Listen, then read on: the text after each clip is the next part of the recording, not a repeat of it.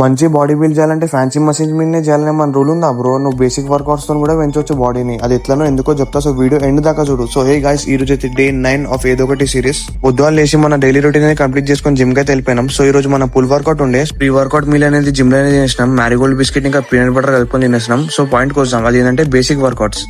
So gym లా fancy machines use చేస్తే work out feel అయితే రావచ్చు, కానీ రియల్ బాడీ బిల్డ్ చేయాలంటే అది బేసిక్ వర్కౌట్ తోనే అవుతుంది. సి ఫర్ ఎగ్జాంపుల్, ఇప్పుడు మన కంపౌండ్ మూవ్మెంట్స్ అని ఉంటాయి, అంటే squat, bench press, pull ups, rowings, overhead press, ఇంకా డెడ్ లిఫ్ట్ అని. ఈ అన్ని వర్కౌట్స్ అనేవి బాడీని ఓవరాల్ గా గ్రో చేస్తాయి. ఎందుకంటే ఈ వర్కౌట్స్ లా మల్టిపల్ మసిల్స్ అనేవి టార్గెట్ అవుతాయి. సో దాంతో ఏమవుతుంది అంటే స్ట్రెంత్ పెరుగుతుంది, ఇంకా మసల్ స్టిమ్యులేషన్ అనేది పెరుగుతుంది, ఇంకొక బెటర్ ఎస్థెటిక్ లుక్ అనేది వస్తుంది.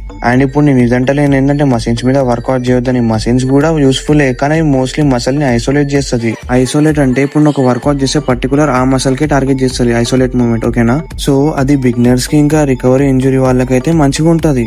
కానీ ఫుల్ ఫిజిక్ బిల్డ్ చేయాలంటే బేసిక్ కంపల్సరీ, అర్థమైందా? ఇంకా ఈ బేసిక్ వర్కౌట్స్ వి చాలా అడ్వాంటేజెస్ ఉంటాయి. ఏంటంటే మంచిగా ప్రోగ్రెస్ చేయొచ్చు, స్ట్రెంత్ ఫాస్ట్ గా ఇంక్రీజ్ అవుతుంది, ఇంకా కోర్ కూడా నేచురల్లీ స్ట్రాంగ్ అవుతుంది, ఇంకా డెన్స్ ఇంకొక ఎస్థెటిక్ ఫిజిక్ అనేది బిల్డ్ అవుతుంది. అర్థమైందా? సో ఇంకా నేను చెప్పేది చెప్పిన, ఇంకా తర్వాత నీ ఇష్టం, ఇంకా నువ్వు ఏం చేయాలో. సరేనా? ఉంటా మరి, బాయ్.